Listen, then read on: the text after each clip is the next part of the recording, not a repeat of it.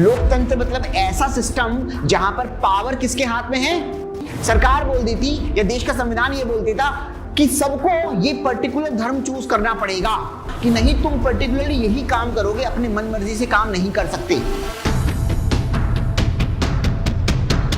तो आज हम एक बहुत इंपॉर्टेंट टॉपिक पॉलिटी का स्टार्ट करने वाले हैं। टॉपिक का नाम है फंडामेंटल राइट्स।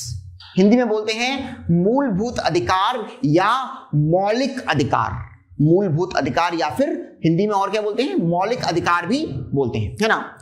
बात करें तो ये कहां पर है? पार्ट 3 ऑफ इंडियन कॉन्स्टिट्यूशन में, चैप्टर 3 में इसके बारे में बात करी गई है। और कौन कौन से आर्टिकल्स इसके अंदर आते हैं? आर्टिकल 12 से लेकर आर्टिकल 35, 12 से लेकर 35 आर्टिकल्स जो हैं वो फंडामेंटल राइट्स यानी कि मूलभूत अधिकार के अंदर आते हैं। यहां तक बात क्लियर हुई? सिंपल सी बात। अगर मैं एग्जाम के पॉइंट ऑफ व्यू से बात करूं तो पूरी पॉलिटी में इससे इंपॉर्टेंट चैप्टर कोई नहीं है आपका, खास तौर से मेंस एग्जाम की बात करूं।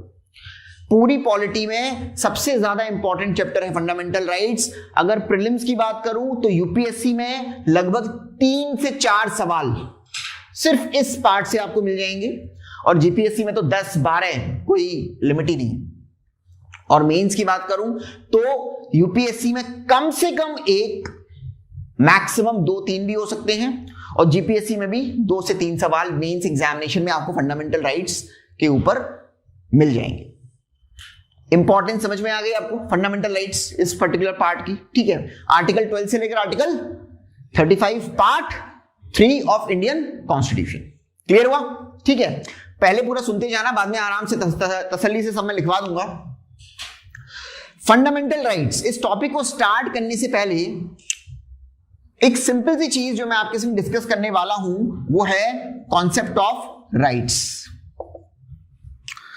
राइट्स जिसको हिंदी में क्या बोलते हैं? हिंदी में बोलते हैं अधिकार। ठीक है। पहले अगर आपने इस कॉन्सेप्ट को समझ लिया तो फिर आप फंडामेंटल राइट्स को आसानी से समझ लेंगे। पर सबसे पहले इंपॉर्टेंट है आपको किस कॉन्सेप्ट को समझना? राइट्स के कॉन्सेप्ट को समझना बहुत इंपॉर्टेंट है ना। अधिकार, अधिकार क्या होता है? अगर किसी व्यक्ति को कोई अधिकार मिलता है, ध्यान से सुनना, अगर किसी व्यक्ति को कोई अधिकार या कोई राइट मिलता है, इसका मतलब उसको कुछ स्पेशल पावर्स या स्पेशल प्रिविलेजेस मिले हुए हैं।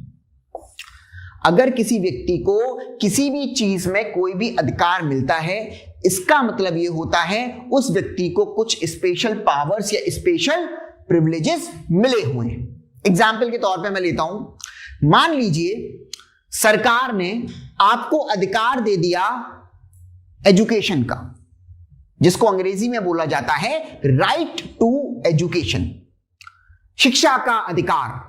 मान लीजिए सरकार ने आपको अधिकार दे दिया एजुकेशन का, जिसको इंग्लिश में बोला जाता है राइट टू एजुकेशन, शिक्षा का अधिकार। अब इसका क्या मतलब है? इसका यह मतलब है कि अब आप सरकार से शिक्षा मांग सकते हैं और सरकार को जनरल सर्कमस्टांसेस में आपको शिक्षा देनी पड़ेगी। अधिकार का मतलब समझिए आप। राइट्स, जैसे मान लीजिए सरकार ने आपको अधिकार दे दिया, राइट दे दिया फूड का, खाने का। अब इसका क्या मतलब हुआ? इसका यह मतलब हुआ अब आप सरकार से खाना मांग सकते हैं और जनरल सर्कमस्टांसेस में यानी कि सामान्य परिस्थितियों में सरकार को आपको खाना देना ही पड़ेगा। Right to food. क्लियर हुआ ये चीज? अधिकार मतलब कुछ स्पेशल पावर या कुछ स्पेशल प्रिविलेजेस लोगों को दिए जाते हैं, और जनरल सर्कमस्टांसेस में बेसिकली ये स्पेशल पावर और स्पेशल प्रिविलेजेस जो है लोग मांगते हैं और सरकार को देना पड़ता है। ये अधिकार का वर्ड, इस जो अधिकार वर्ड है, इस वर्ड का मतलब क्लियर हुआ? राइट्स वर्ड का मतलब क्लियर हुआ? किसी तरह का कोई डाउट इसमें? तो राइट्स, अधिकार, इस वर्ड का अपने को मतलब क्लियर हुआ। सिंपल सी बात, राइट्स क्या है? कुछ स्पेशल पावर्स लोगों को दे दी, और जनरल सर्कमस्टांसेस में वो स्पेशल पावर्स जो है बेसिकली लोग यूज भी कर सकते हैं और उससे अपना फायदा कर भी सकते हैं। अब हम थोड़ा सा और डीप में जाते हैं और एक और नए कॉन्सेप्ट को देखते हैं, which is importance of rights, यानी कि अधिकारों की इंपॉर्टेंस क्या होती है, अधिकारों की जरूरत क्या होती है किसी भी सिस्टम में या किसी भी देश में। तो सबसे पहला जो इंपॉर्टेंस है किसी अधिकारों का वो ये है कि अधिकार लोगों के डेवलपमेंट में कंट्रीब्यूट करते हैं, ह्यूमन डेवलपमेंट में कंट्रीब्यूट करते हैं। अब इसको ना मैं पूरे एग्जाम्पल के साथ समझाता हूं, आप आराम से समझ जाओगे। और एग्जाम्पल लेते हैं अपने घर का। मान लो आपके घर में आपको अधिकार है कि आप अपने मनपसंद करियर को आप चूज कर सकते हो। मान लो आपके घर में आपके पास अधिकार है कि भाई आप अपने मनपसंद करियर को आप चूज कर सकते हो, और इस अधिकार को यूज करते हुए आपने अपना मनपसंद करियर चूज किया, तो क्या मुझे एक चीज बताओ, क्या आप लाइफ में ज्यादा सक्सेसफुल होगे? क्या आप लाइफ में ज्यादा सक्सेसफुल होगे? नहीं होगे? बिल्कुल होगे। पर अगर इसकी बिल्कुल उलट ऐसा होता कि आपके घर में आपके पापा या मम्मी या कोई भी जो बड़ा है वो ऐसा बोल देता कि नहीं तुम पर्टिकुलरली यही काम करोगे, अपने मन मर्जी से काम नहीं कर सकते, या तुम्हें अपना करियर चूज करने का कोई अधिकार नहीं है, तो क्या आप अपने करियर के साथ कुछ जस्टिस कर पाते? नहीं कर पाते, है ना। तो राइट्स क्या हैं, अधिकार क्या हैं, बेसिकली वो ह्यूमन के ओवरऑल डेवलपमेंट में कंट्रीब्यूट करते हैं। मैंने आपको घर के एग्जाम्पल के साथ ये समझाया, और सेम चीज आप देश के ऊपर अप्लाई कर सकते हो।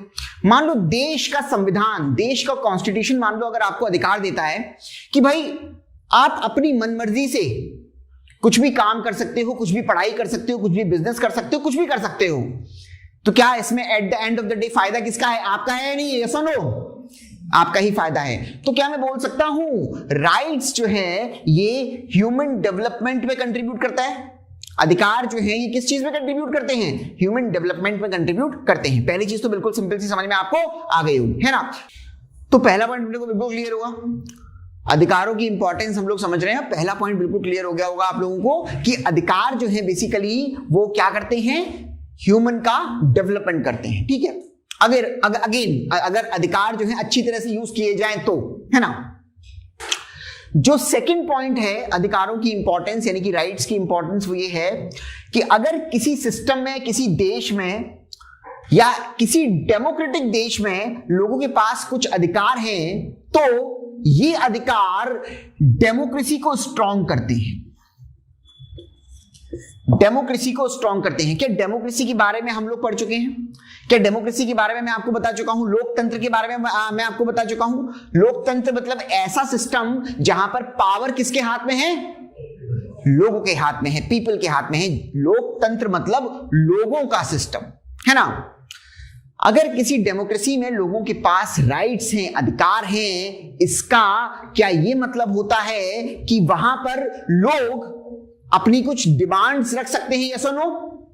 और अपनी डिमांड्स कुछ अगर रख सकते हैं तो इससे क्या स्ट्रांग हो रही है? डेमोक्रेसी स्ट्रांग हो रही है, क्योंकि at the end of the day democracy is all about people. Democracy is all about people. Democracy strong करते हैं राइट्स, ठीक है।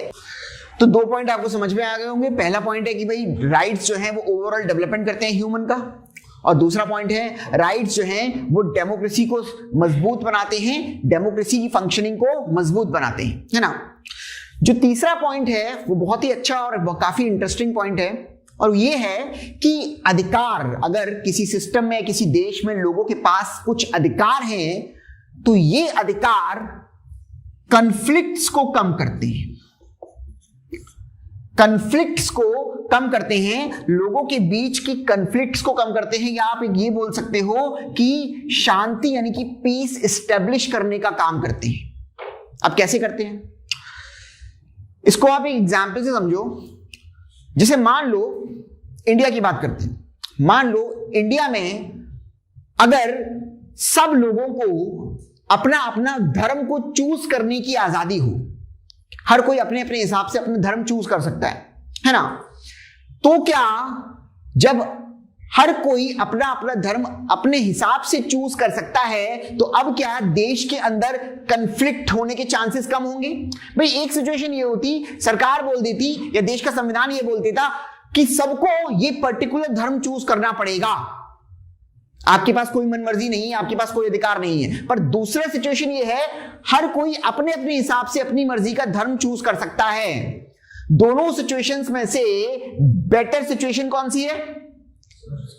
सेकंड वाली। बेटर सिचुएशन है सेकंड वाली, ठीक है। फर्स्ट सिचुएशन में तो क्या बोल दिया सरकार ने कि आपको यही धर्म चूज करना पड़ेगा, अब इंसान की कोई मनमर्जी नहीं रह गई, कॉन्फ्लिक्ट्स जो है सोसाइटी के अंदर बढ़ेंगी। लेकिन सेकंड सिचुएशन में क्या हुआ? सेकंड सिचुएशन में सरकार ने या कॉन्स्टिट्यूशन ने बेसिकली ये बोल दिया कि हर कोई अपनी मर्जी से अपना अपना धर्म चूज कर सकता है। अब क्या जब हर किसी के पास अपना धर्म चूज करने की आजादी होगी तो क्या देश के अंदर कॉन्फ्लिक्ट्स कम होंगी? क्या देश के अंदर पीस बढ़ेगी? कॉन्फ्लिक्ट्स कम होंगी तो पीस बढ़ेगी, है ना। तो अधिकार कई बार क्या करते हैं, अधिकार किसी भी जगह पर या किसी भी देश के अंदर अगर लोगों के पास कुछ अधिकार हैं तो वहां पर वो कॉन्फ्लिक्ट्स को क्या करते हैं, लोगों के बीच कम करते हैं, या आप बोल सकते हो शांति क्या करते हैं, बढ़ा देते हैं। ये पॉइंट क्लियर हुआ? किसी तरह का कोई डाउट इसमें? ठीक है। इंपॉर्टेंस ऑफ राइट्स हम लोग पढ़ रहे हैं। पहला पॉइंट हमने पढ़ा कि ह्यूमन डेवलपमेंट होता है, अगर अधिकार होंगे लोगों के पास तो लोग अपने आप को डेवलप कर पाएंगे, है ना। दूसरा पॉइंट हमने क्या पढ़ा, डेमोक्रेसी को स्ट्रांग बनाता है राइट्स। तीसरा पॉइंट हम लोगों ने क्या पढ़ा, कॉन्फ्लिक्ट्स जो है राइट्स कम करेंगे, है ना।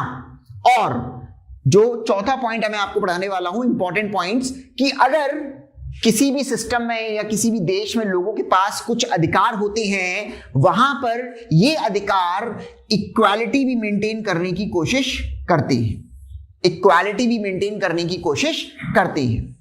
फॉर एग्जाम्पल, मान लीजिए हमारे देश में अगर लोगों के पास अधिकार है कि उनके साथ किसी तरह का भेदभाव नहीं किया जाएगा, मान लीजिए हमारे देश में अगर लोगों के पास अधिकार है कि उनके साथ किसी तरह का भेदभाव नहीं किया जाएगा, तो क्या ये अधिकार लोगों के बीच क्या क्रिएट कर रहा है? इक्वालिटी, समानता क्रिएट कर रहा है। तो अगर किसी भी सिस्टम के अंदर लोगों के पास कुछ अधिकार हैं तो वहां उस सिस्टम में ये अधिकार लोगों के बीच में क्या क्रिएट करते हैं? इक्वालिटी भी क्रिएट करते हैं। और आज के इस लेक्चर में आगे जाके मैं आपको बिल्कुल डिटेल में हमारे संविधान के अंदर इक्वालिटी से रिलेटेड कौन कौन से अधिकार दिए हुए हैं ये सारी चीजें पढ़ाने वाला हूं, तो वो हम आगे जाके पढ़ेंगे। मोटे मोटे तौर पर जो है आपको अभी यहां पर ये समझना है कि अधिकारों से किसी भी सिस्टम या देश के अंदर इक्वालिटी भी मेंटेन होती है।